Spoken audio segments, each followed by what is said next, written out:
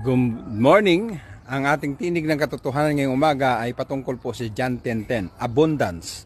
Sabi ni Jesus Christ na ang magnanakaw ay pumarito upang magnakaw, pumuksa at pumatay, pero nandito raw siya upang bigyan tayo ng buhay na masagana at kasiyasya.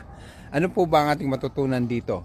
Pag sinabing natin na abundantly, ay mayroon pong general message ang ating Panginoon sa buhay.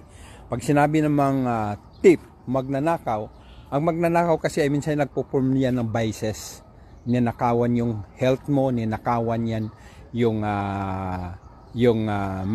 kayamanan mo, yung panggastos mo, dahil nga sa ating lack of tinatawag na understanding regarding the nature of man. Kaya yun ang nangyayari. Marami tayong mga bagay na hindi naintindihan. At pag sinabi naman natin abundance, is talking about our relationship with the Lord. Na pag nasa kay Lord ka, ibig sabihin nagkakaroon ka ng wisdom, nagkakaroon ka ng knowledge, at yung knowledge na yun na-apply mo sa pamagitan ng wisdom ni Lord, kaya nagkakaroon ka ng life abundantly. At higit sa lahat, kasama mo si Lord.